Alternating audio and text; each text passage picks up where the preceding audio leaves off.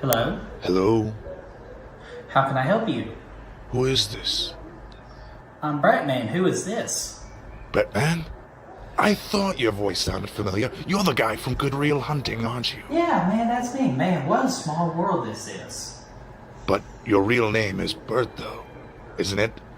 No, not really. My dumbass co-host, just threw that name out there one day and people legit thought that was my name. So, it just instead of to kind of clear up any confusion.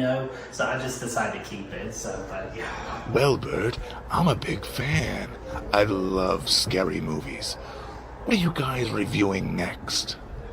Oh man, we're going to be reviewing Scream. It's just the dumb guy in the white mask chasing teenagers around with a knife and always just tripping on his own 2 feet. Ah, yes, that's my favorite. But what's your favorite scary movie? Oh man, dude, I thought you never asked. My favorite scary movie is You're Next. It's a home invasion movie with the missionary, like the killers with the animal mask. And plus, it has the most badass final girl of all time, and Aaron. Man, it's awesome. I remember that one. I liked when the girl almost got her head cut off when trying to leave the house. Oh yeah, dude, that scene is so classic. So, you and Brad thinking about bringing on a third member? A third member? Well, we kind of already have a third member, but he was kind of like taking a hiatus. But we still have his chair and all that, so he's more than welcome, to come back anytime he's ready. He doesn't look interested in talking movies anymore. If Chris were to die, would you guys be willing to bring on a new third member? Wait, what? Actually, you know what, man? I'm gonna go, but I really do appreciate all your support and all that. And just keep supporting the channel and keep telling your friends. I'm gonna go. See you. This damn creep again. Dude, I told you, I gotta go. You listen to me, you little idiot. You hang up on me again, I'll cut you like a fish. Understand? Brad, is this one of your jokes? This isn't Brad, and no one is joking. Look on your back porch.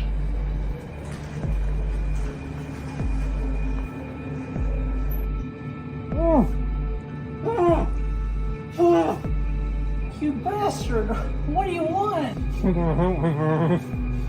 I just need you to admit something, and he can go free. Sure, yeah, dude, I'll say anything that you want. Just please let him go. He didn't do anything. Perfect. Admit that Friday the 13th Part 6 is better than Friday the 13th Part 4. Dude, no way that's gonna happen. Go ahead and kill his ass anyway. We're already just trying to find a new third member anyway, so it doesn't really even matter. As you wish.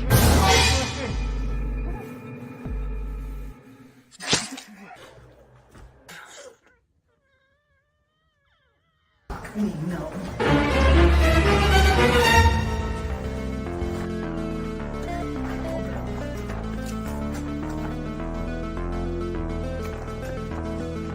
Get away from me!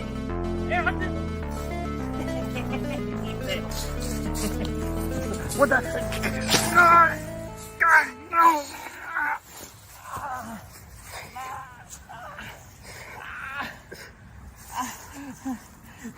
Why'd you stab me, you asshole? No! No! No! No! No! Ah!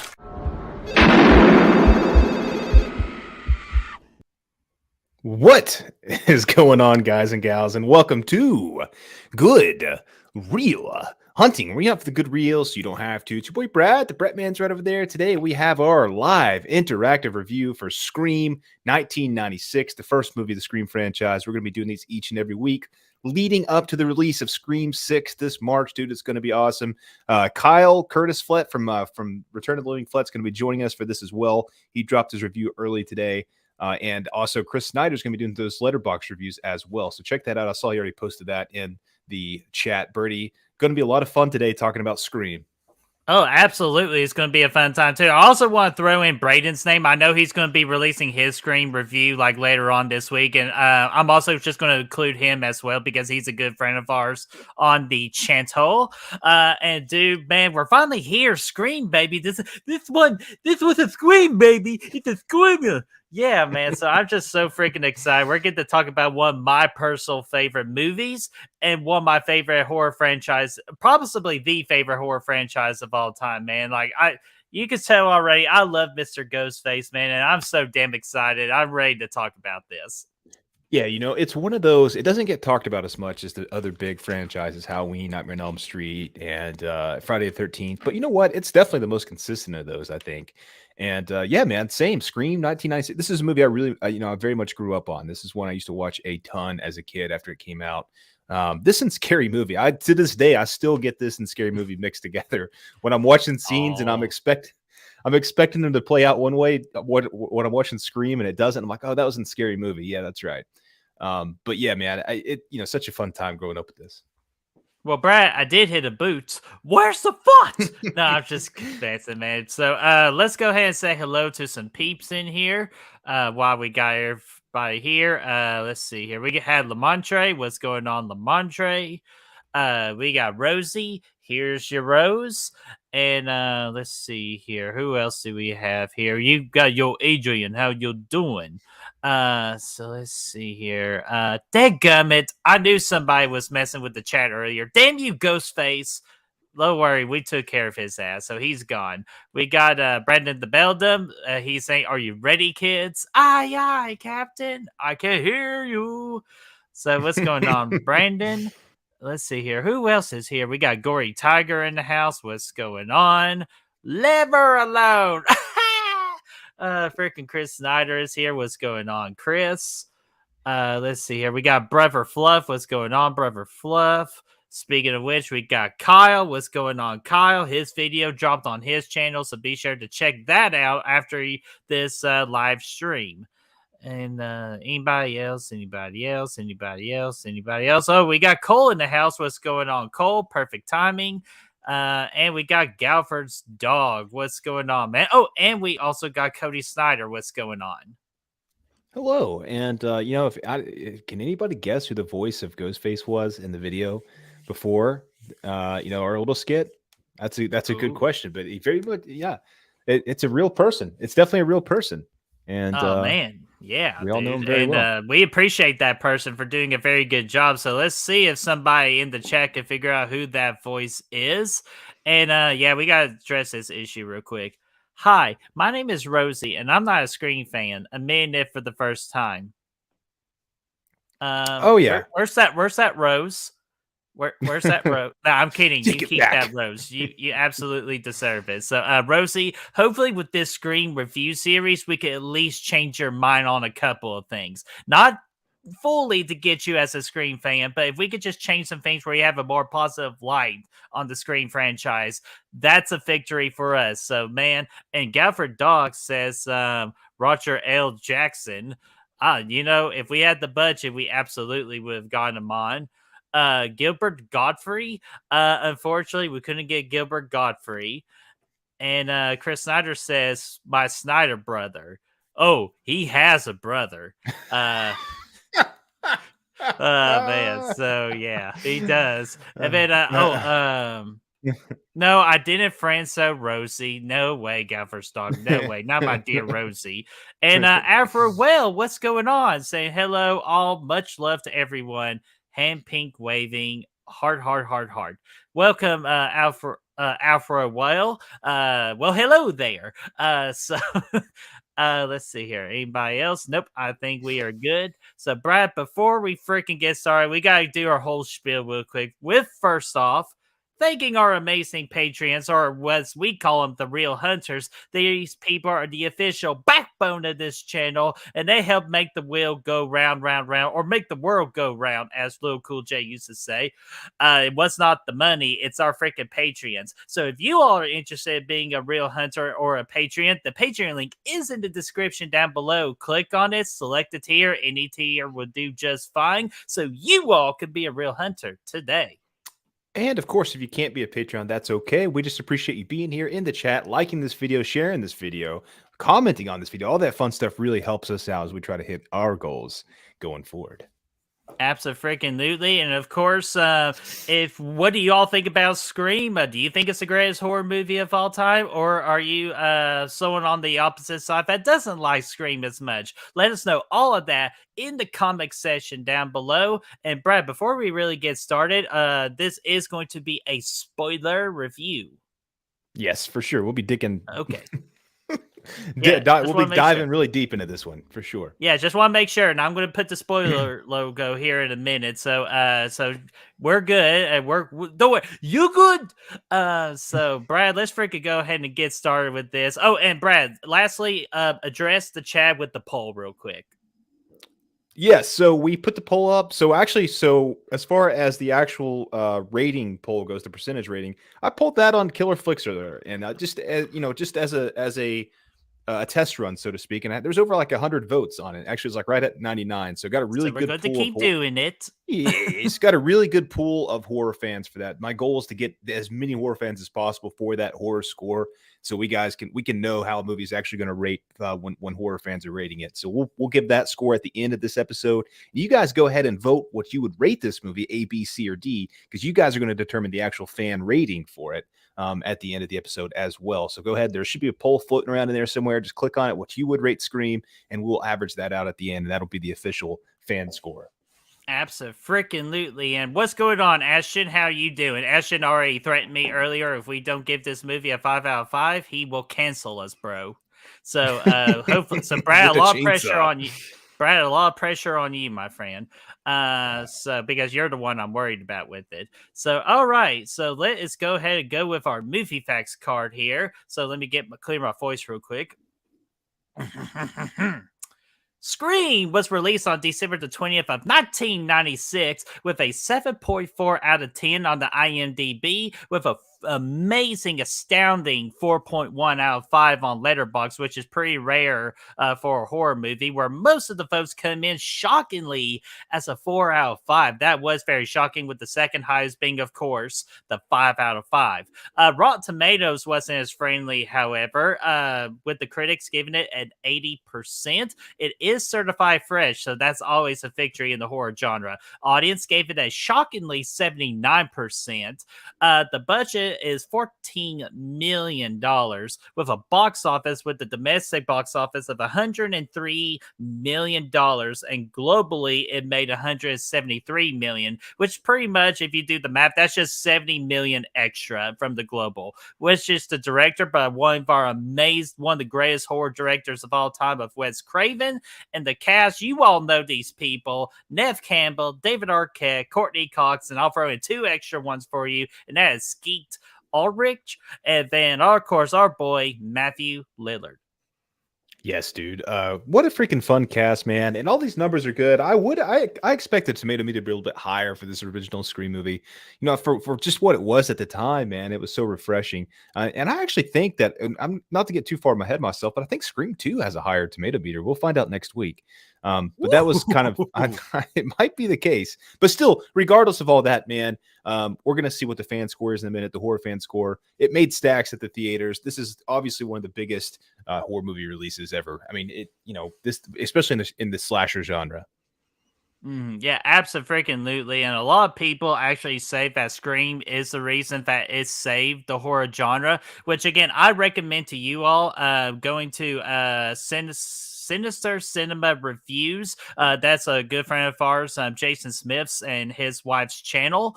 And Jason, a long time ago, did a very interesting video about how Scream did not save the horror genre back in the 90s. So I strongly suggest you all give that a watch. As Brad's possibly talking, I'll try to find the video and post it either in the description or in the comment section too, because, again, highly recommend that watch. Very interesting. Yeah, so we got Robert the Wolfman's here. What's going on? And let's see here. Sorry, my phone is ringing.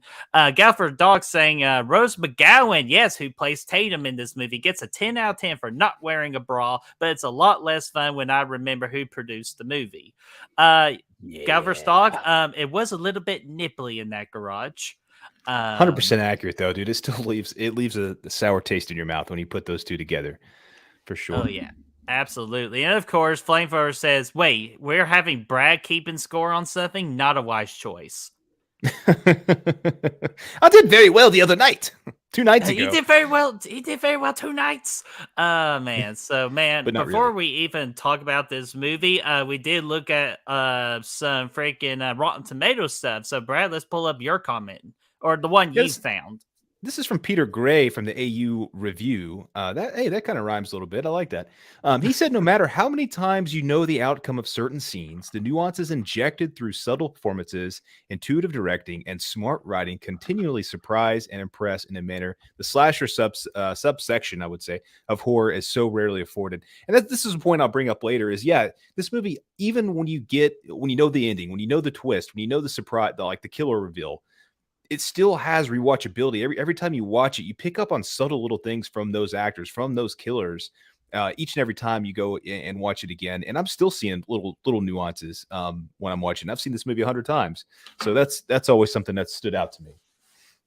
Hell yeah, man. So damn, I'm not sure if I've seen it 100 times, but I've seen it enough too where actually I agree with you because I actually found some new stuff today when I watched this movie earlier today. So I absolutely agree with you. And Peter Gray, you the man. So I got Cody Derrick's comment, or his review from the Next Best Picture saying, excuse me, from the iconic opening scene to the twist ending that still works, which I agree. It is a perfectly calibrated machine that serves up horror, comedy, and suspense in equally successful amounts. Absolutely. It just combines everything into a nice little ball, and we just get pretty much near perfection in this. Yeah, dude, I can agree with that. Yeah, absolutely. And of course, we found some assholes on freaking Rotten Tomatoes too, starting with Brad's.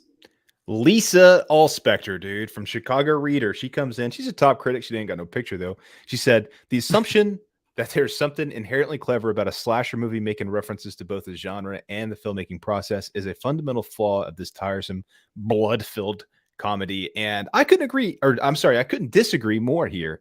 I think that's exactly what makes this movie. That's what made this movie stand out. This is what reinvented the wheel back in 1996. Are these very things she mentions here? This is without these things, this movie is just another slasher movie with some cool characters. But these are the things that really make it shine. Yeah, absolutely. Yeah, absolutely. So, Lisa, get a profile picture if you're going to call yourself a top critic and get the fuck out of here. But welcoming us is Mark Jones. What's going on, man? Mark Jones. Man, What? something we just said in high school if I never knew what y'all were talking about. But we also Which got Jones? Galverstock saying Cody Derrick's looks like Cotton Weary's son. Hold on a minute. Oh my does. god, yes, he Yeah. certainly does. Oh my god, that's crazy. This guy listens to Creed for sure, dude. What if? Oh man, 2 weeks, guys, 2 weeks. So let's see here. Let's where's that comment? Yeah, get that comment out, and let's find it. Pretty much the bastard that I found. Also, no damn profile picture with being a top critic. Guys, get your damn pictures out there so we know who we're making fun of. From the Seattle Times, John Hartell. I'm pretty sure that's a typo, so I'm just going to call him John Hart, even though he has no heart with this comment. He said, the picture is so full of cross-references, self-mockery, and movies within movies, including a stalking that's recorded on video, that it can't help turning into a precious 2-hour in joke. Ain't this why we love this fucking movie so much? That the horror movie has not gone in this direction before. So I say Jason I Lives. loved it for this very well. Brad, we're not going to talk about Jason Lives, man. I'm not admitting to that bullshit. Oh man, but anyways, you got anything with this comment? No, man, that's pretty much the same thing I was saying, man. Totally agree with you. Alrighty, so we're going to go ahead and get that comment out of there. And guys, this is your last warning, just in case if you are brand new to the Scream movie. Just in case, like if you watch it recently for the first time and we're randomly the first video that pops up on your YouTube screen and want to know something, or if you heard about Scream for the first time, this is a spoiler review. Darth Stewie, would you care to take this away real quick? No, hang on. Spoiler alert. Okay. This movie's 20-something years old, dude. We don't... I know, hey, Um, you never know. We get new fans every day. that's true. Okay, so we ready to get rocking and rolling here? Yeah, we're ready to rock and the rolling with the opening scene. All right, man. So this thing opens out, and what many people would say one of the best opening scenes in horror of all time, if not, the best. This might be my favorite. I don't know, but this is yeah, it's one of the most iconic for sure. We open up with Drew Barrymore. She's answering the phone. She's making some popcorn, and the biggest crime of this whole opening scene is the waste of the Jiffy Pop because that shit's pretty good. I actually think it's better than most bag popcorn. I really do. It's really nice. But anyway, she's making popcorn. She's about to watch a scary movie when she gets a call from an unexpected person who we later find out is going to be the Ghostface. But man, it's just setup, man. That's so good because it may not seem like a big nail now. And I know when we're watching Scream movies nowadays, it's like, oh, who has a landline? Who answers their phone when you don't know the answer, the number, and all that phone stuff? That's how we are now as society. But back in the 90s, man, you answered the phone anytime anybody called, because you didn't know. Even in 96, you probably didn't even have caller ID yet. So your phone rang, you just answered it. You didn't know who it was. It would pop up and be like, okay, hello, my name is Jeff. Who's you? And and they would tell you who it was. It's too cold to lightning. But yeah, so that was very much a part of that society. So that this opening was so clever for that. And just not that whole idea of not knowing who you're talking to on the other line is really what this opening digs into, man. And man, I mean, it could happen. Like we used to prank call each other all the time. That was very much a thing that people would do. You would call and you would act like somebody just to mess with them, not to, fuck around too much, but that happened all the time. So you don't know if whoever's talking to Drew Barrymore here is joking around, if it, whenever it gets crazy, if it actually is a serial killer and stuff like that. So I like that quite a bit, man. That's pretty intense, right out the gate. Oh, absolutely. And plus, like, who would have, like, we're getting ready to go into our first big spoiler detail here in a minute. But, like, again, Drew Barrymore, like, she was even on the poster, man. So you know how big of a deal, because Drew Barrymore was huge at the time in the 90s. So, like, she's a big started name. And to get her casted in this movie was just astounding all on its own. But yeah, man, dude, where I love this particular scene is where Ghostface is saying, you never told me your name. Well, why do you want to know? Because I want to know who I'm looking at. And dude, that score played instantly just sets the whole tone of the rest of that scene, man. And that's something I would give this credit more on this recent rewatch. The score, in my opinion, is absolutely fantastic. Yeah, it really works for this movie. Unlike in H2O when they took this score and put it in that movie, in this movie it actually feels fresh. It does feel like something different, and it's not as iconic. It's not a score you're going to go out. At least me, I'm not going to go seek it out and buy the vinyl or anything like that. But it's very effective in building tension throughout this movie, and it starts right here with this phone call. But this whole call is just a horror fan's dream at the beginning of this, because you never really had any movie prior to this that actually acknowledged horror movies, like at least to this extent.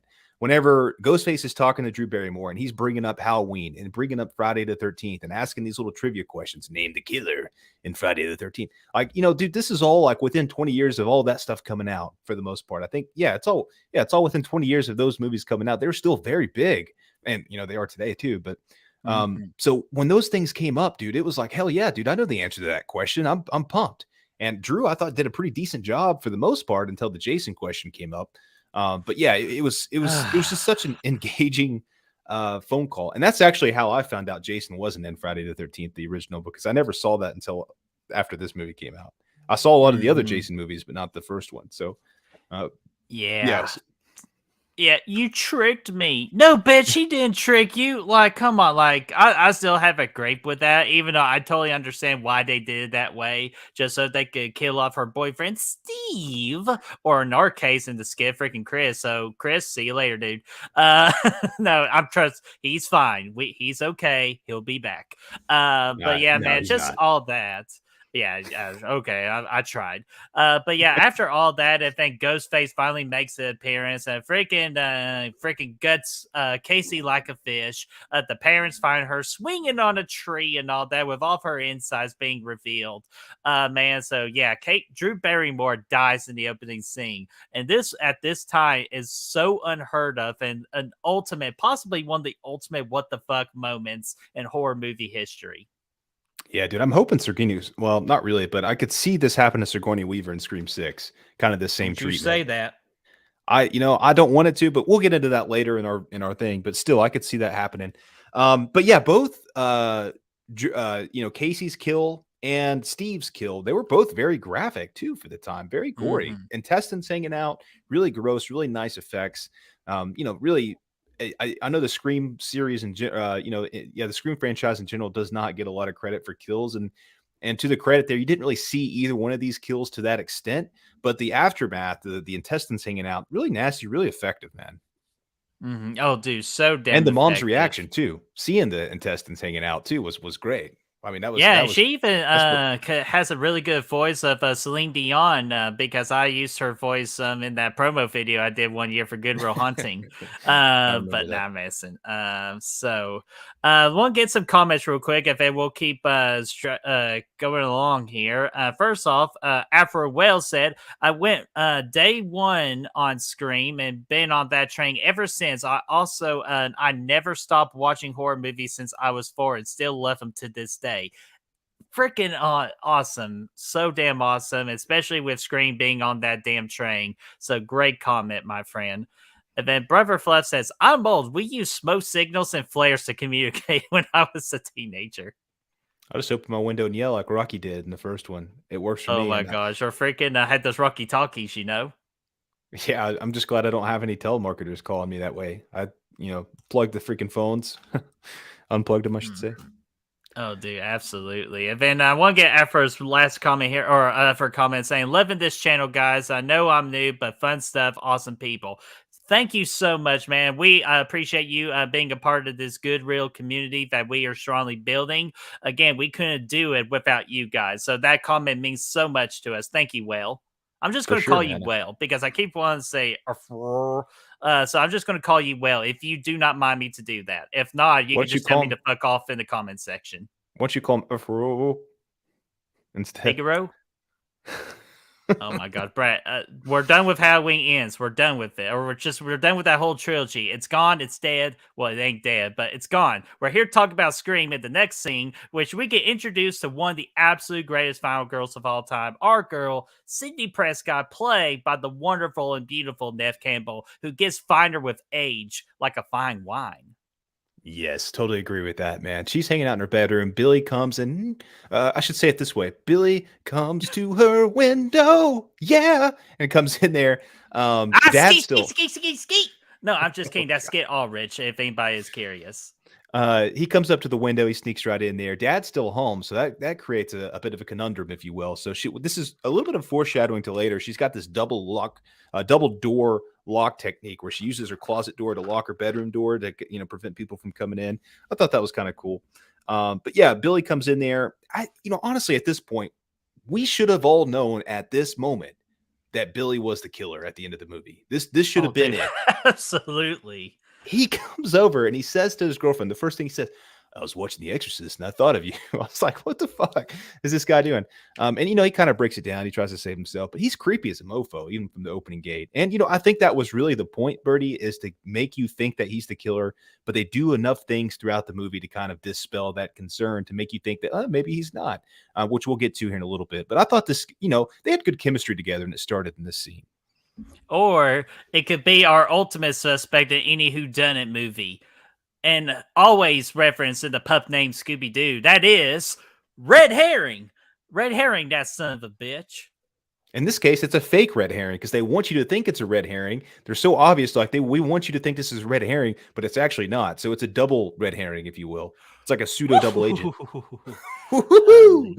But what's going on, Nick? Saying there's no A plus option? That makes me sad. Well, don't worry. If enough people vote for the A option, it's going to be an A plus, my friend. So be sure to catch your vote. Cast your vote. Or the tribe has spoken. That old chestnut. Yes, absolutely. Man. So Chris, I saw your comment. You better tone the fuck down, man. You mean the great value Johnny Depp? This was what my wife and I were talking about this earlier. She kept thinking it looked like Johnny Depp, and I said, it actually is. God. It's his brother Carl. It's Carl Depp, and Wes Craven just brings all the Depps to the big screen, and she didn't buy it. But oh man, and and yes, Brandon, I saw your comment. We're going to address the good old fashioned, the Queen The chronic neck pain. Why the hell do you think she was grabbing her neck the entire time, man? Because she's on that freaking uncomfortable ass mattress, man. It all comes down. You got to get a Casper or something like that. You want to be smooth sailing at night. And this was before the days of the comfy mattresses. I blame the pillow, man. It's always the pillow. People think it's always the mattress. It ain't the mattress. It's about the pillow game. She stole it from Days In, I bet. Oh God. Days But In. anyway, Days In.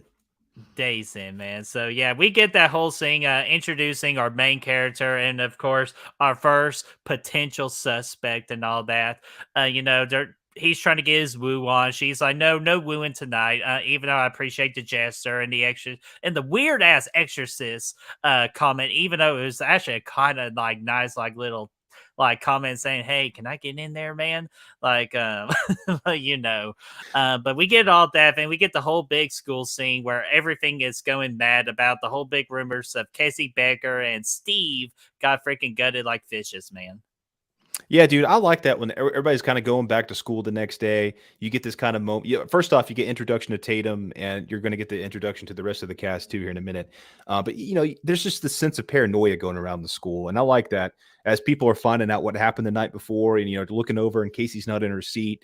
And stuff like that. It's just creepy, man. It's got a vibe about it. Whenever you have that kind of sense of, paranoia around, they're interviewing all the kids, trying to get information about what happened, thinking that maybe a student could be the killer here. So yeah, I like that, man. It was super cool, man. Yeah, man. And Cole, damn gummit, Cole, don't let Brad But freaking influence here. Here in my head, Shorty is in this movie. Oh my I God, get know, out. right? What I like, it very much feels like it's a historical event for this town. You know what I mean? And once we meet everybody, man, at the fountain, all of our core characters, they have great chemistry, such great chemistry. All of them do, bouncing back and forth. Oh yeah, and that's where we get the fountain scene where they all like kind of like get together for the first time, and that's where we're introduced to Steve Bachner as Matthew Lillard, Tatum played by oh my God, I just saw her name earlier, Rosalind McDowell, McDowell. Oh my McDowell. God, people don't hurt me, guys. Don't. I'm horrible with names. Rosie Everybody knows this. O'Donnell? No, no, fuck Rosie O'Donnell. And then, of course, we get our boy who we all relate to in this freaking movie, and that is our boy Randy. Thank you, Chris. McGowan. Rose McGowan. Thank you. See, I knew I was close. Or sorry, actually, this is the real name, Rosie McNipples. Oh my God. But yeah, Rosa McGowan play Tatum, and of course, Randy played by Jamie Kennedy. Man, dude, what a great freaking cast! Who all went on to do amazing things after this movie. They did, man. Scooby Doo, all kinds of fun stuff. And you know what? This is the scene I was kind of talking about earlier. There's a lot of good moments here. Once like up on your rewatches, that Billy and Stu are the killers. There's a lot of great moments between them at this fountain scene where they're kind of looking at each other and they're like, giving each other little subtle, nuances, I guess you could say, like, with everything. It's like they know who the other person is, but they're trying to hide it from. Like, I really like that. Especially with the whole when Billy said no one said you did kill him, and Stu just turns around and goes, "Thanks, buddy." Like, kind of like, "Hey, thank you for giving my back right there." They said nobody said you did. He's like, "Oh, thanks." Yeah, that was good. Thanks, man. And then Chris Snyder says that's fountain scene is phenomenal in every way. It allows us to get to know everyone, start a suspect list. It's funny and it's well written. Absolutely. And who wrote this movie? Kevin Williamson, our fucking boy, who recently wrote the movie Sick. That's on the Peacock. So Kevin Williamson, just a freaking astounding writer in the horror genre. Legend of the game, man. This is where Liver Alone came from. What? I said liver, man, liver. Man. So, and Aaron Click, what's going on, man? Saying, hello, everyone. Sorry I'm late. Doing some major furniture moving. Oh, we all been there, my friend. And deep cleaning today in the house. Trust me, man, we've all been there. We know how those days are. Oh, yeah. Not fun at all, man. Oh, no, not fun at all. And man, speaking of not fun, man, diving into the backstory of Sidney Prescott of what makes her just a strong final girl, that even before the movie started, she has had a tough life. Like, because a year ago, as it was reported by the news by Gail Weathers, who's played by Courtney Cox, saying that Maureen Prescott, Sydney's mother, got brutally murdered, close to a year ago. Man, and we just get that, just those layers being peeled off of her backstory, and for us to gravitate towards her character. Yeah, man, I like that. So, like, yeah, Sydney goes home. It kind of builds up on that. You know, it kind of gives you a couple clues about this whole backstory to her, and then yeah, Sydney goes home after school, and it kind of confirms that once Gail comes on, like you said, and that's cool, man. That's just adding some intrigue to her character, adding a little bit of just a little bit of history to this movie, I guess you could say. You know, some events that happened beforehand, and then after she watches that, she turns off the TV and she takes a nap, just like Alice from Friday the 13th. Hey, you know what? But no one was in freaking danger at this point. That's a complete different situation, man. And plus, that couch looked a little bit more comfortable than Alice's couch. You say if anybody should have the damn chronic neck pain, it should be Alice, dadgummit. You say she wasn't in danger, but she woke up and Ghostface was literally in her closet. So maybe she should have taken a nap, dude. I don't. Well, she didn't know that, but Anyway, so yeah, she takes her little nap, but then Tatum calls saying something about Tom Cruise's penis in a movie if you pause it at the right place. So like, God, who all wants to freaking see that? So we cruise by that particular scenario, and then we get one of the most history moments in the horror genre, and that is Ghostface calling Sydney Prescott for the very first time. Yeah, and this is when we really get to see how strong of a final girl Sydney is, Neve Campbell is, because she takes this call and she runs with it, man. Like she's got poise. She's got more poise than Tom Brady. And I'm just kidding, Brady. Everybody's got more. Let's say this. She's got more poise than Matty Ice, Matt Ryan himself. She's got ice in her veins. She's taking this whole thing. She's got, she's taking all of his little jokes and stuff, and then she's throwing some comedy back at him. She's just throwing it right back at him. She's picking her nose out there like Dr. Sartine. Sartain, out on the porch and stuff, and saying, "Hey, how's this for $1?" and all that fun stuff. So that's cool. Eventually, Ghostface does pop out of the closet. After they hang up the phone call, she locks the door and he pops out in the closet behind her, which was great, very effective jump scare. We had no idea that was coming. Mm-hmm. She kicks a little bit of ass here, dude. She does. She kicks ass. She goes up. She locks herself in that bedroom with that 2-door system that I told you about earlier, and then she calls the police on her phone, which is I get pretty well ahead of their time. I didn't know you could do that back then. But on the computer. Yes, on the computer. I mean, phone, computer, they're all the same thing these days. But pretty much. But then Billy shows up, dude. Yeah, dude, Billy shows up, and the two things I want to add on to the things you just talked about, if you listen very closely when Ghostface is like coming up the stairs, chasing Sydney, you can hear Matthew Lillard say, "Easy, easy." Once you hear it, you can never unhear it ever again when you watch the Scream movie, because I heard it for the first time on the big screen at the movie theater, and today I easily heard it too. So absolutely. That's just kind of funny. And also the funny thing is Sydney kind of said earlier in that phone call, it's like, what's the point? Every girl should be going out or keeps going up the stairs when they should be running out the front door. Guess what happened? She tried running out the front door, and what did she do? Runs upstairs, dadgummit. She did, man. That's the irony in it. That's what it all comes down to. That's what makes this movie so clever, and so intriguing. And so let yeah, me get this comment from Chris real quick, saying, exactly how long was Stu in that closet? Since after school, during her nap? When did he slip in there? They did kind of throw in a little hint, when Sydney was getting close and everything, as she opened that door and you hear this random music played. I felt like that was the point where you kind of insinuate that Ghostface entered the house somehow. If it's just, did his ghostly thing and disappeared and all that. That's what I think. That's why I kind of noticed today on that moment. That's how Ghostface got in the house. Yeah, dude. I mean, he had to be in there for some time. He probably came over earlier in the day, and he was going to do all this at daytime. But then out of courtesy, oh yeah, and Bailey taught him how to do the whole window into a room technique and all that. Yes, but out of courtesy, he's like, you know what? She's napping. Let's let her get through this, and then we will do our show after that point. So then he goes and hides in the closet for a couple hours, does that thing out. Nice guy. He ends up being a nice guy. At the end of the closet. But after, so here's one thing that's great is after Ghostface does run off and she's locked up in the bedroom, Billy shows up. He's hugging her, he's embracing her. He's like, "Oh, I'm so sorry," all that stuff. His phone drops out of his damn pocket, and still to this day, I expect the phone and the knife and the gloves to pop out. like in scary movie, but it's just the phone.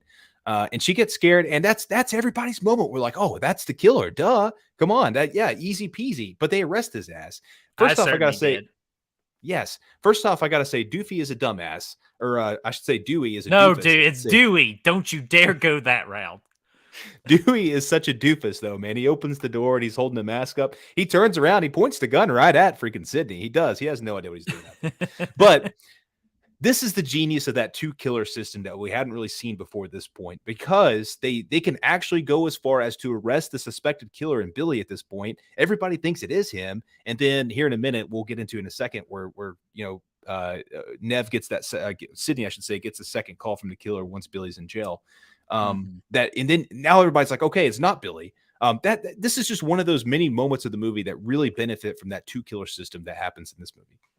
Yeah, dude, absolutely, man. And Brad, how pissed off were you when freaking Dewey starts reading Bailey Loomis's his Miranda rights, and he got all over the damn place? Like, he did not say those Miranda rights very clearly.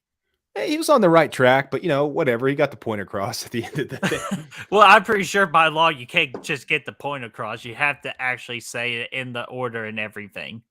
That's not true, but yeah, that doesn't matter. That's neither here nor there. But yes, he was doing the best he could. That just goes on to say that Dewey is a doofus. Dewey is a doofus is the hashtag.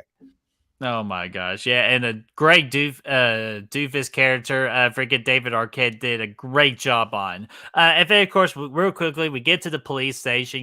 We're getting some laying some groundwork about how Billy. Oh, it is you, Billy. Were you at Casey Baker's house? I was like, no, Sheriff, I wasn't. Even though he does like an evil stare at Sydney, he's like, wait, great, great performance, great job trying to convince everybody you're not, or that you're innocent when you're just death staring at freaking Sydney. And then Sydney and Tatum get out of there, and then that's when Gail runs into Sydney, asks her about some questions, if she's okay, and Sydney's like, "Hey, how's your book coming along?" It's like, "Oh, it's going great. I'll send you a copy." Bam, bitch went down. Bam, Sydney, super bitch. Yeah, dude, that was a great, man. Freaking got that right hook. And this is right after we got the official introduction to Gail. And she's got her, what did he say? What'd she say? Kenny, you fat tab of lard. No. Yeah, Kenny, you fat tub of lard ass. Yeah, move your shit. And he's not even that fat. Like that, I don't know. That's just a big bone. Yeah, he's big bone. Nice guy. I like Kenny. Who killed Kenny? Yeah, everybody loves Kenny. Chris Snyder in the chat loves Kenny too. But man, yeah, so we get all that. And then, of course, Sydney gets the phone call from, oh my God, Ghostface. So everybody's now freaking about, oh, damn, well, Billy's in jail. If Billy's in jail, who the fuck is this guy? So man, great swerve at this point of the movie, trying to throw everything what we thought we know. And we now go back to square one, trying to figure out who the suspect is. Because, again, this is a whodunit and an excellent whodunit movie. Officially setting up Billy as not a red herring, but an orange herring, because he's not quite red. Because he's actually... We figured or a real herring. Let's call it a real herring as freaking, copyright or whatever we got to do to tag it.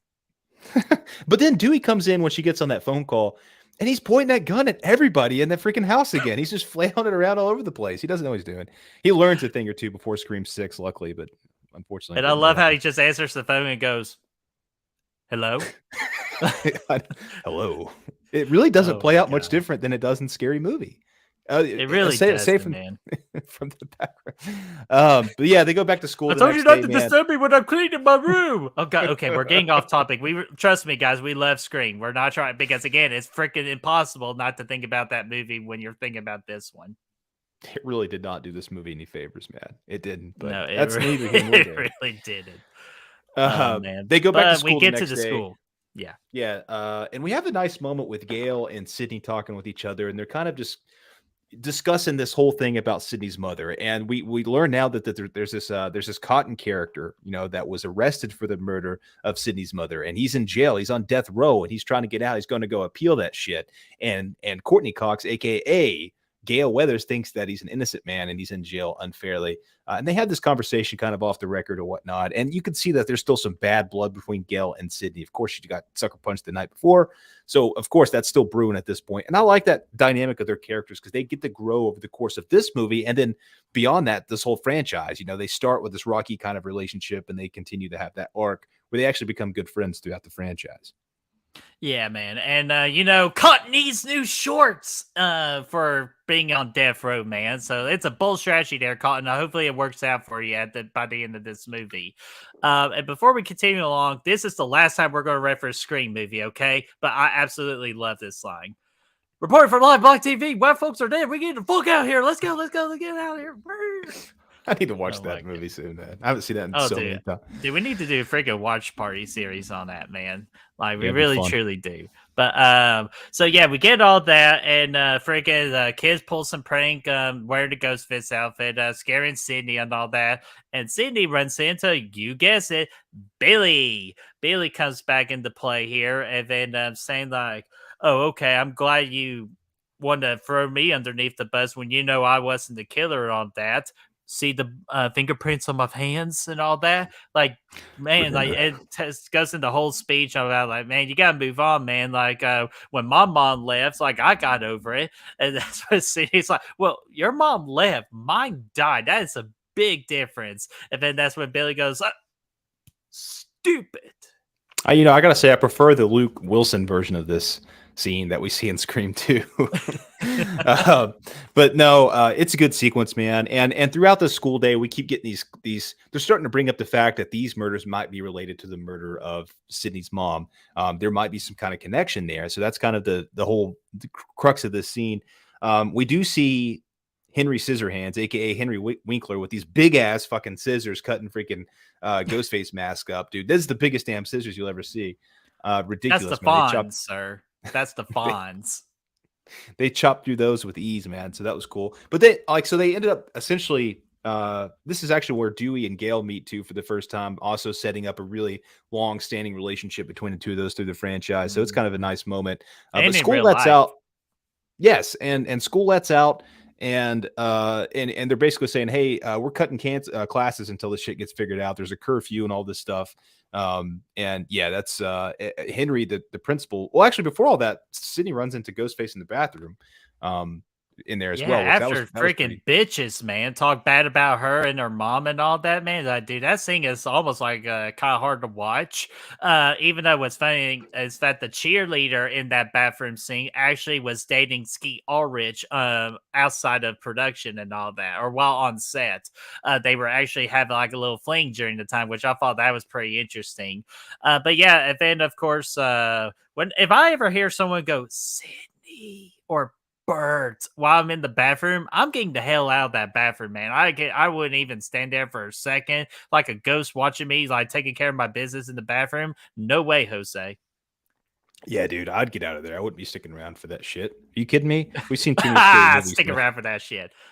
Stick around. Oh my gosh. But yeah, we get that. But yeah, we get all that, and Gale's trying to seduce Dewey and all that. And then we get announced that there's going to be a party at Stu's house, man. We're going to have a kick-ass party at Stu's. And then, of course, we get one of the most awesome scenes in the movie of the principal getting got by Ghostface. But before he gets got by Ghostface, he blames the janitor, which, guess what, ladies and gentlemen? The janitor is our boy Wes Craven, decked out in Freddy Krueger outfit with the sweater and the hat. And let me tell you all something. That hat and sweater is the exact same hat and sweater used by Robert in A Nightmare on Elm Street, the original from '84. Yeah, dude, Robert Englund, and that's a cool little nod, and it's also a prequel to Freddy Krueger as well. I'd like to think this is him before he got burnt up. Yeah, that was a cool little thing by Wes. And then you know what? Sydney and Tatum go to, I guess, one of their houses, and they're sitting there and they're having this talk about Cotton on their porch and stuff. Decent little moment talking about killers and how this whole thing's related again. But dude, Ghostface shows up. He's like out in the bushes randomly. Like it's just like I don't know why. He was just out there in the bushes hanging out, like he's about there taking a dump or something. I don't know. But he he's out there. But this like, so we see this real quick, and we'll talk about the video store sequence here in a minute. But these next few scenes kind of go back to back to back. It's at this house. Ghostface is there, goes to the video store where Stu and Billy are at, and then you see Ghostface again at like the grocery store. So it does kind of play in. We've seen that theory that's actually our boy fucking Roman from Scream 3 out here just kind of playing around. So ooh, that's a very interesting theory. Yeah, well, it makes sense because he's, you go from here where Ghostface is at presently, and then the next scene's at the video store, which we can go ahead and talk about that. Billy and Stu are hanging out there. This is where Randy works, and this is where we get that whole "everybody's a suspect" speech that Randy gives us and stuff like that. He has that freak out in the middle of the video store. Yeah, in the video store where Billy was hanging out, you guessed it, in the horror section. And Stu's like, well, that's just a misunderstanding and all that. Like, it's like, damn, that's actually a good point there, Randy. Damn, this Randy kid's pretty damn cool. And then that's when Billy overheard the whole thing. It's like, well, don't you think you've watched too many movies? Like, hey, I'm it. I'm this freaking killer, man. You got me there. It's like, hey, there you go. Like, good kid and all that. Like, yeah, Billy, you're doing like the worst job of all time trying to convince everybody that you're innocent when you get this freaking creepy vibes. Which I want to go ahead and say real quick with Skeet here is that he thought this was a serious movie when he signed on. So that's why he was acting seriously the entire time, because he thought it was a serious movie versus kind of like adding that comedy element there. So that's why it also really works for him. Yeah, it does, man. It's really the first time you see Billy and Stu acting super crazy together. And at this point, it should have been a clue to people that these two people are in on it. They're the fucking killers. But again, at this time, you didn't really think about that two killer element. That never was anybody's mind. That wasn't on that wasn't on anybody's mind at this point. It wasn't ever a prediction, I don't think. I mean, I could be wrong. I mean, you could have predicted it. I don't know. But ever since then, obviously, the Scream movies, for the exception of Scream 3, they've always stuck to that two killer formula. This is where it started. And this is the first time we really see them freaking acting crazy together. Both of them, dude. Stu, at this point, would have been a prime suspect for me, because at this point, I wouldn't have thought Billy would have been it because of the fucking he got arrested and stuff. Really. Yeah, exactly. No, dude, exactly, man. And that's why I thought. I thought Stu at this point on my first watch that he was the killer, man. That's why I thought, just because he's the crazy one. Of course, you got always point fingers at the crazy one. I want to get these two comments real quick. First off, Brandon Beldam says, "What if they asked to pass some toilet paper under the stall?" Going back, as long as they don't freaking have poop on their hand, I'm okay with it. Pass them some toilet paper. As anybody saw that prank before.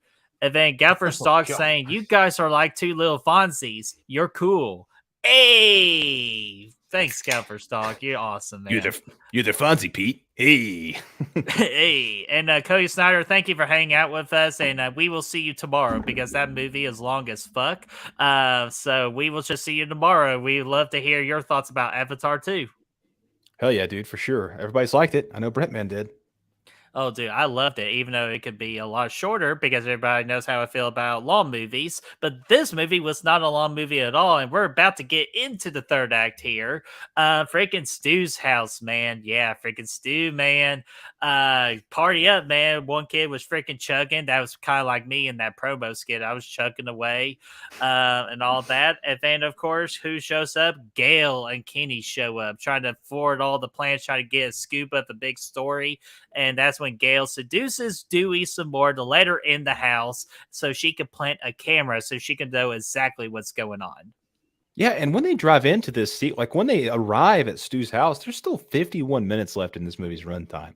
And this it sets up for one freaking epic final act, man. So yeah, that happens. Tatum goes out to the garage. This actually happens right out the bat. I mean, she goes out to the garage to get some beer from the beer fridge out in the garage. There's eggs in there. I don't know who keeps eggs in the garage in the fridge. Like, that's a long way to carry your eggs, but there's some in there. Yeah, right. So that's just a long way. But anyways, Ghostface shows up in the garage, and so does a cat randomly. I don't know where that came from, but Ghostface is in there. And she does that whole thing like we saw in Scary Movie again, where she's like, "Oh, Mr. Ghostface, I want to be in the sequel," and all that fun stuff, like kind of egging him on, thinking it's one of the people just playing the joke again from earlier. Or on spit on your garage instead of spit on your grave. I thought that was clever. I noticed that one today. Yeah, that was a good one, man. She throws out a lot of good references. She said, but that's good. Turns out it was Ghostface. He was trying to kill her ass. So she starts chucking beers at him and stuff. He's flailing around all over the place, falling around, doing what Ghostface does best. She tries to get out the garage, like the kitty door, the fucking the doggy door, whatever it's called, in the garage. And we all know she could have easily fit through it. Like, I'm telling you, man, anybody could have really fit through it if they really tried. Shit, my ass ain't fitting through one of those, but because you're all big and muscular, while I'm over here freaking skinny bone, I can easily fit through that door. Yeah, so she might have been able to fit through it, maybe, but it did look like a tight squeeze. She starts going through there. She gets stuck about halfway through because he starts opening the damn the garage. It starts rising up, which bullshit, but it happens anyway. This sets the way for one. Gafferstock figured it out. That's true. That's very true. If it wasn't the boobs, it was the nips. It's just that one little extra piece trying to. Anyway, so. Oh my God. Anyway. So yeah, dude. This sets up for really one of the coolest kills in the franchise, because this is a franchise really just known for knives, slashing, dicing, everything in the middle, all that fun stuff. This is one of the more unique and creative kills of the franchise, though it's not very realistic, but it's still very effective on screen. Yeah, dude, very realistic, and possibly everybody's big fear when they actually do have to go through a garage in that particular way. Yeah, and everybody... our favorite sex doll of all time makes an appearance in this movie. I would even say Fernando's wife makes an appearance in this movie with playing Tatum's like freaking the doll hanging from the garage. Oh yeah, which absolutely fantastic. I laugh every freaking time. But yeah, we get all that garage stuff, and then of course, who also shows up to the damn party? How convenient! Freaking Billy shows up, man. Billy shows up, tries to woo Sydney over, which he successfully does, and they get their freaking woo on, man. Freaking making an NR-17 film. She said, man, dude, I wish she makes a big jump, dude. She's like, man, I wish I was in one of these Meg Ryan movies or a good porno. And then they start doing it. But yeah, that, and I always think about Scary Movie 2, or Scary Movie as well there. There's the director, the producer. Hell, there's even the writer of there, but Bobby. Yeah. Like... And then the bush pops up and he gets the chainsaw and all. Like, yeah, okay.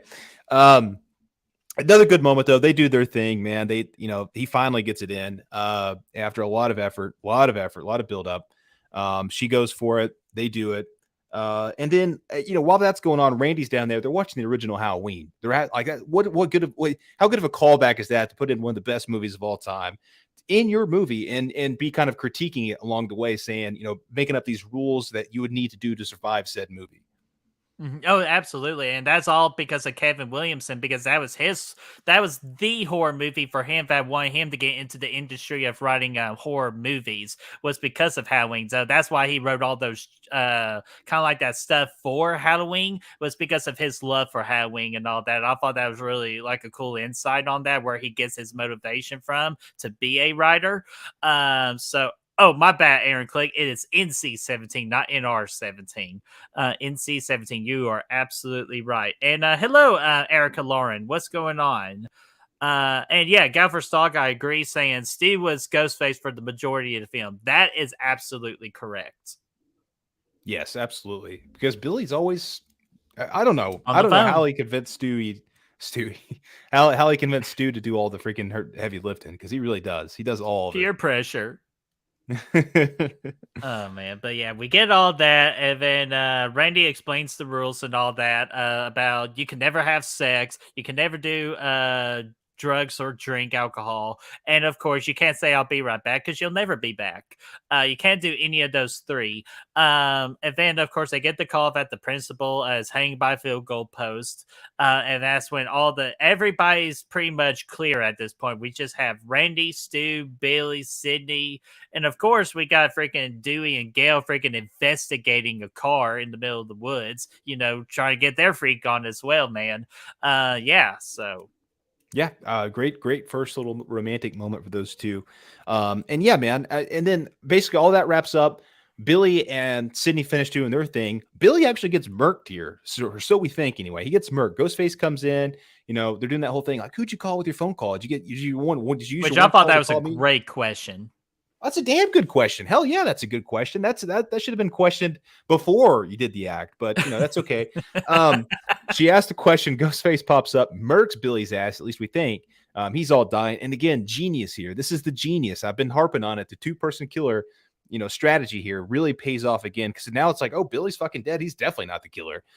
So then, they have this whole kind of cat and mouse scene after this. There's actually a really chaotic sequence of scenes where Sydney busts out the house. She finally sees Tatum. Nobody at this point has seen Tatum hanging out in the garage door until Sydney falls out the window. Randy gets murked out, or not Randy, fucking Kenny gets murked out in the van. Who killed Kenny? Ghostface did. That's who killed Kenny. He gets You bastard. he gets he gets killed. Kenny gets killed.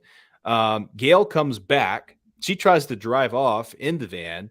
Kenny falls off said van. Kenny, get off my damn van. Yeah, I love you, Poor Kenny, but Kenny. you gotta go. Get off my van.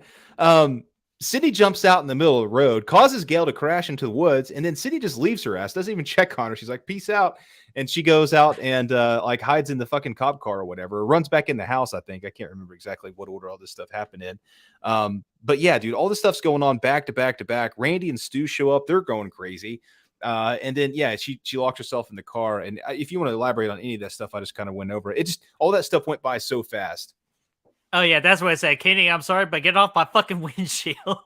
Oh, my God. It's so freaking great, man. Too bad he didn't get a proper... Well, probably did get a proper Tennessee burial, in the ditch, because Brother Fluff threw out our freaking big secret of how we take care of problems in Tennessee. But anyways, besides the point. But yeah, man, you pretty much hit everything on the nail right there, even though Dewey does get stabbed in the back.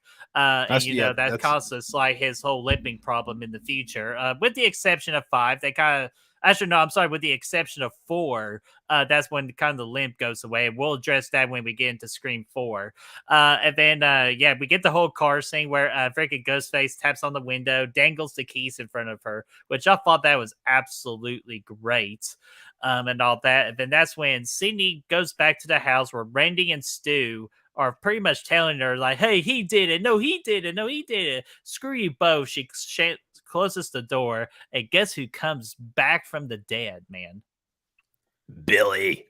Hey. Damien. No, Damien, don't do this. I don't know where that came from, but that was what Billy was No, thinking. Damien, I cannot do this. Before we really get into this third act here, what's going on, Mega Movie C's, the Wolfman? What's going on, my friend?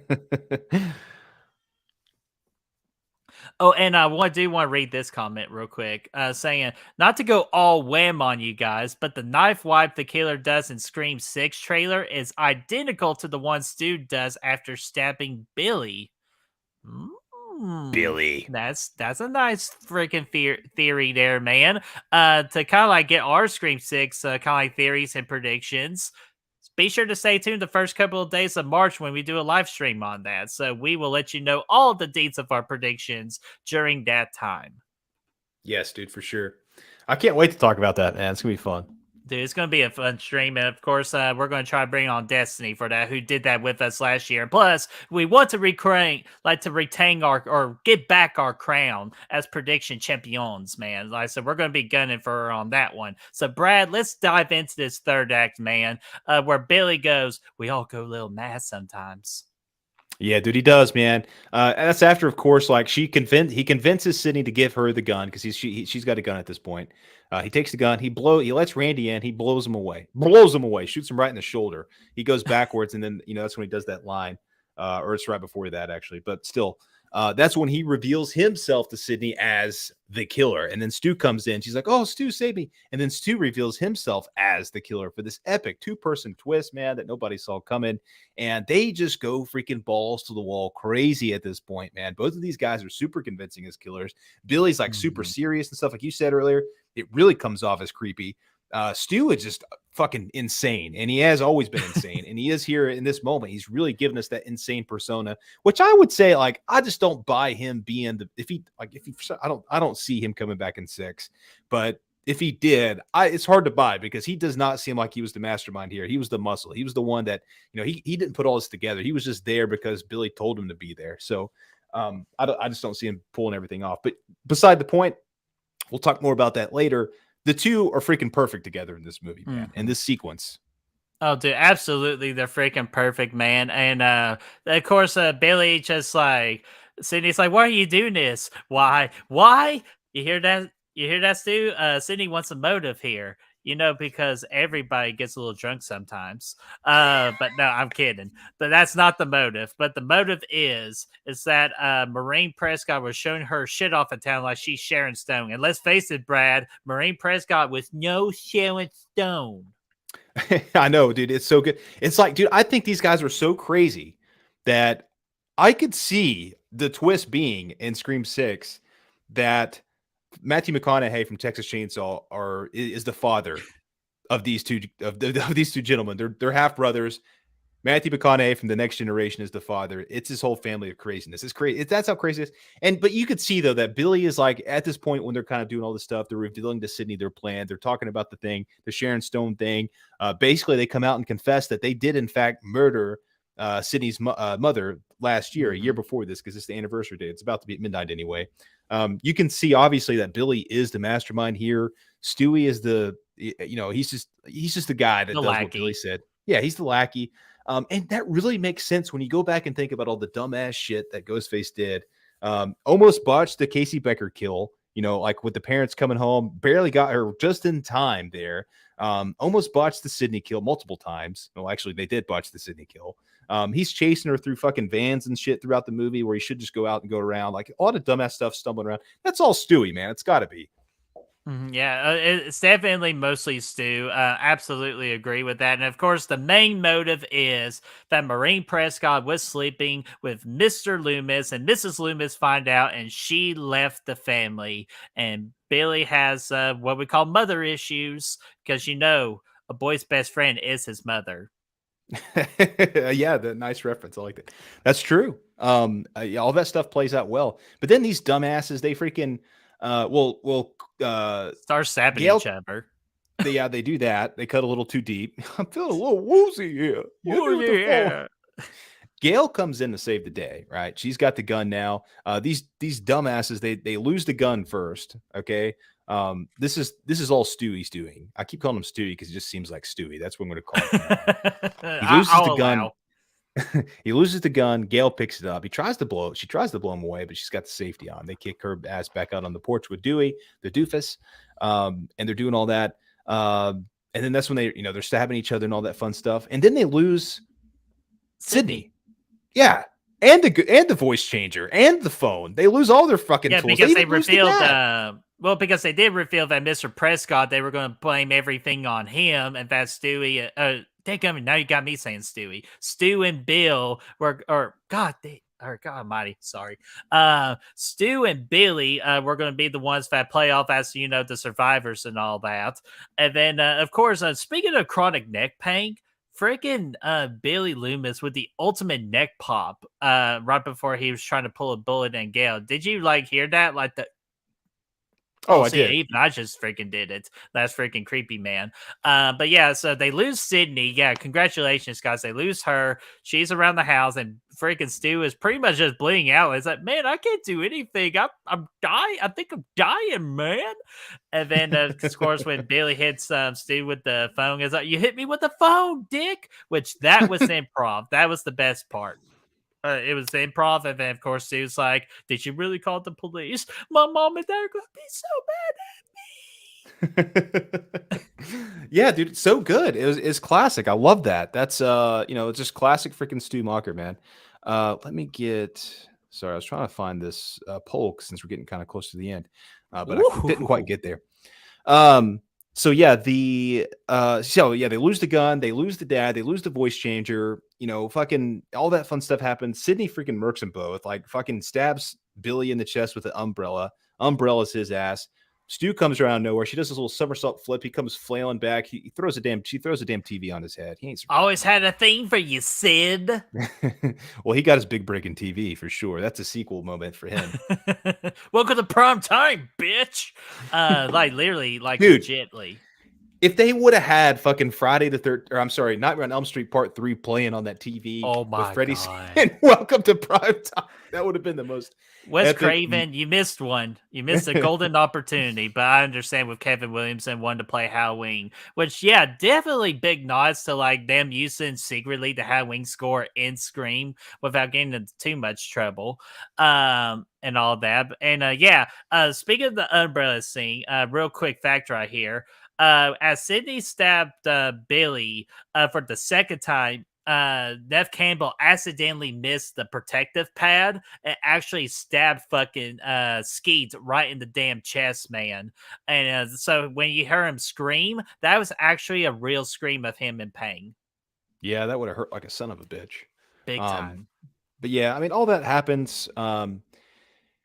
Gail ends up coming back and remembering the safety this time and blows Billy away. Oh yeah, that's when well. Randy comes back and saying like, "Man, I've never been so glad to be a virgin." And that's when Billy fucking punches him. And then that's when he gets shot by Gales. I remember this good advice or something like that. And then of course Randy with the awesome line going, "Be careful, they always come back for one last good scare." And then that's when Billy tried to do it, and Sydney shot Billy and goes, "Not in my movie." Freaking epic ending. We end with Gail, giving this news anchor thing, again, kind of seeing an arc in her character as well, trying to, maturing a little bit, not worrying as much about the money as she is surviving this night and stuff, and then kind of goes out through there. Yeah, man, great. I'm glad everybody survived this first movie. We see Dewey survive, he gets rolling out. All the main characters survived this first movie, and it sets up for a good sequel. Bertie, before you do your final thoughts, will you give me the numbers from the poll so I can calculate that and get the card ready? Sure, if you're ready for them. I'm ready, Daddy. All right, I'm going to go ahead and end this poll right here, man. Let's see here. And where are the results of my poll, please? Where are the results? Boom, boom, boom, boom, Where's the results of the poll, please? Dun, dun, dun, dun. There it is. Okay. And Brad, I accidentally put an F instead of C or D, so I'm going to treat D as an F. Okay. Gotcha. Hit me with it. So that was my fact. 89% said A. How many votes? Out of 28 votes. Which, how thank many you votes guys. were for A? It doesn't say. Oh. So you got to do some math real quick. I'm sorry. So 89A, 7B, and 3 for D. And no for C. Okay. It used to give us the amount of people who voted, so that'll be fun. Yeah, but I can absolutely. Make it, So 28 people voted. Thank you guys so much for that. Because again, the more votes we could get on these things, the better the numbers will be. For sure, man. Well, I'm going to calculate some things here, so just you do you. Yeah, man. and Talk I'll about address the movie. these comments, and I'll do like movie overall thoughts, and I'll do my own personal rating and all that real quick. How many votes were there total? Numbers, 28. 28. Okay. So let me address these comments real quick while you do that. Brandon the Beldam says, who do you think had the worst of mommy issues? Billy Loomis, Jason Voorhees, or Norman Bates? Dude, I'm going to go ahead and say we go with the freaking one that started it all, which has to be Norman Bates for me, because that dick really pretty much killed for mommy, even though Jason did too. But definitely you just always have to go back to where things started, and that's Norman Bates. So I, for one, say Norman Bates is the one with the worst mommy issues, man. And they really dived that into it with the Psycho 2. So definitely go with Norman Bates. And then Galford Dog says the reason people want Stu back is because they want Matthew Lillard's charisma and humor back. But if he's been waiting for revenge this whole time while disfigured, he's not going to be the same guy. Yeah, absolutely agree with that, Galford Dog, because of the fact that he is definitely going to be a different person. So that's why I kind of don't want Steve Mockner to come back, because he wouldn't be that same person. So absolutely agree with that comment.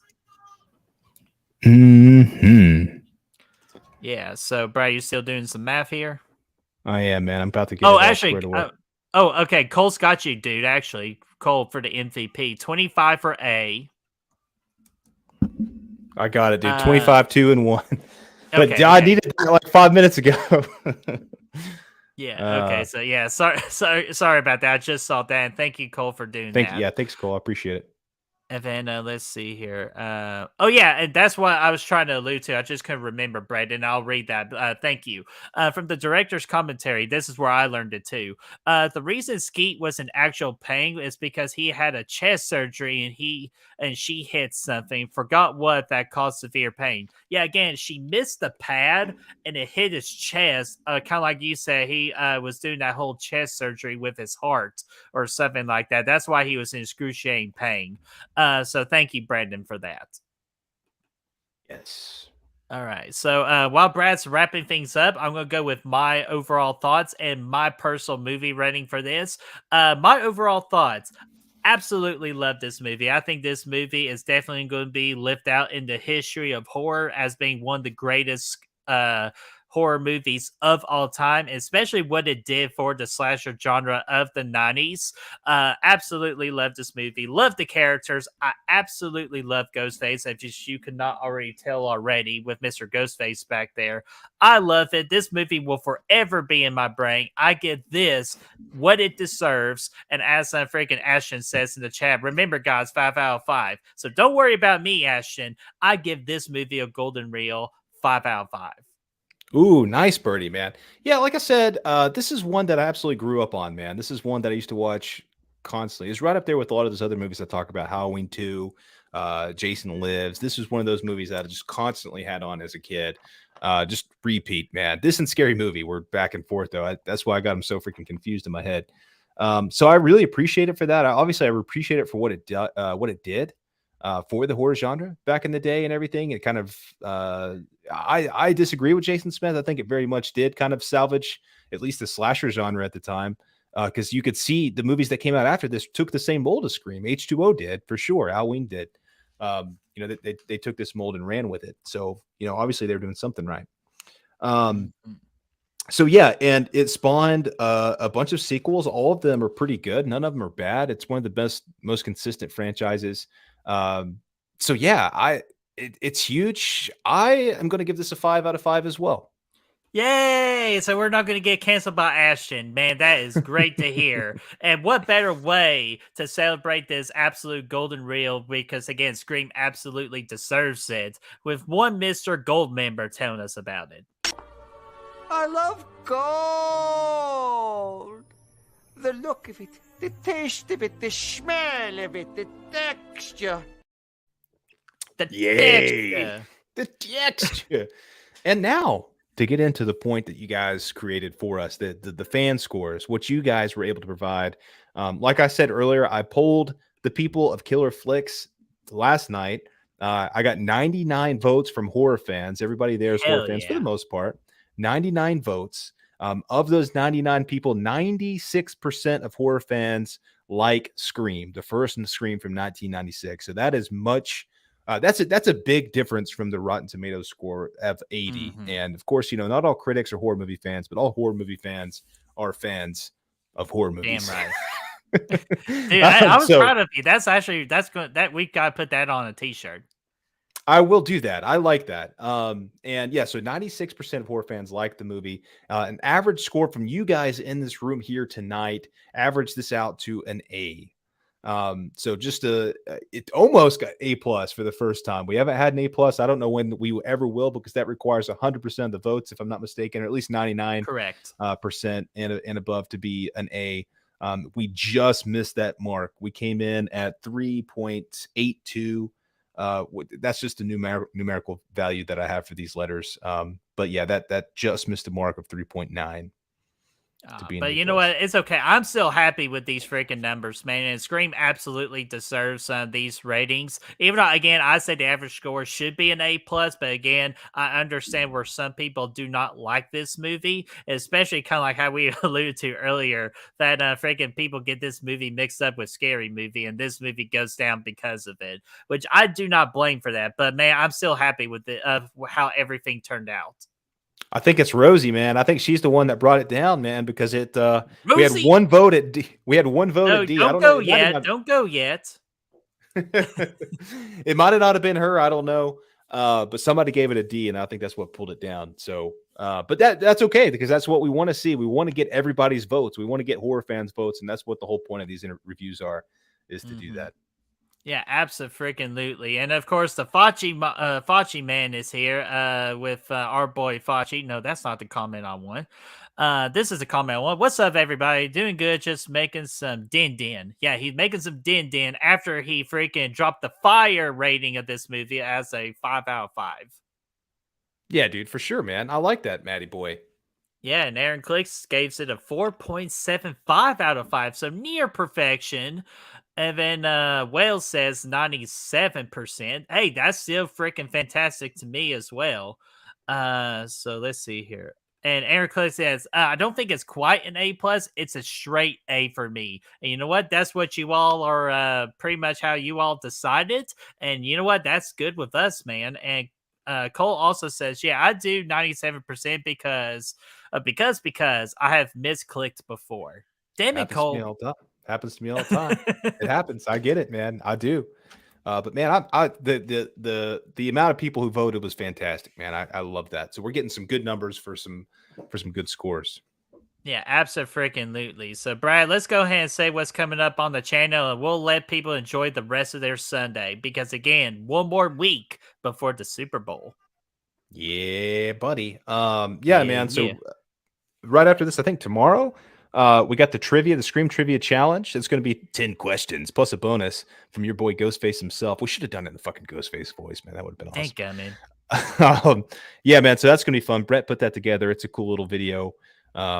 And what is this Friday? You're doing the punishment from losing that Survivor Series a while ago. Unfortunately, it is. So I'm doing this Friday, and I changed it from 8 o'clock to 7 o'clock because this coming Friday, Joe Bob is doing his Valentine's special, and I didn't want to miss it.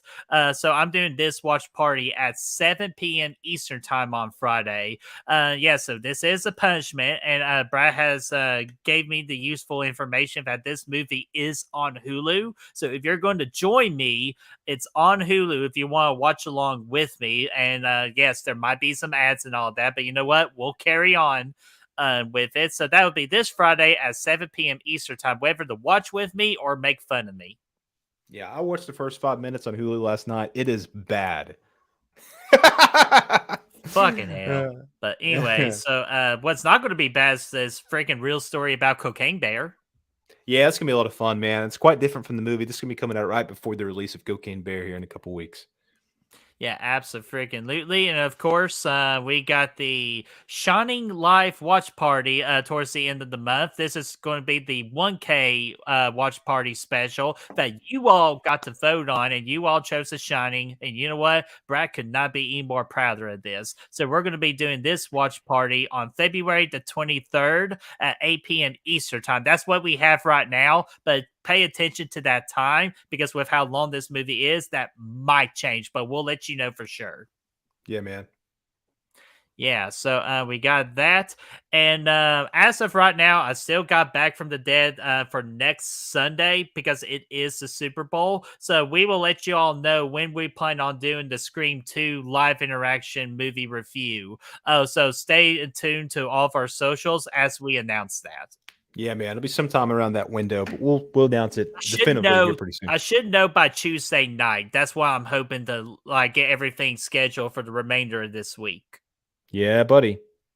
Alrighty. Oh, and expect another 90s ranking too as we enter 1992. I think that video, hopefully we're going to drop that on Tuesday or Wednesday. Yeah, man. Sounds like a plan. Alrighty, so guys, Brad, you got anything else you want to say about Scream or anything like that? Fine, had a good time tonight. Appreciate everybody stopping in and helping us with the rating. And we'll see you next week for Scream 2. Absolutely. And of course, for one last good time, what do you all think about Scream? Do you agree with the numbers that we provided you? Do you love Scream? Do you hate it? Let us know in that comment section down below, and let's get that discussion rolling. Yes. And if you want to find the good reels, our links for our social medias are right down below. Absolutely. And be sure also to watch Kyle's video, Braden's video when it gets released. And when it does, we'll post that in our description. And read Chris's Letterboxd review. Be sure to do that with the Scream Review series. And we're going to go ahead and get on out of here. And we'll see you guys later. Because tonight, it's going to be a Scream, baby.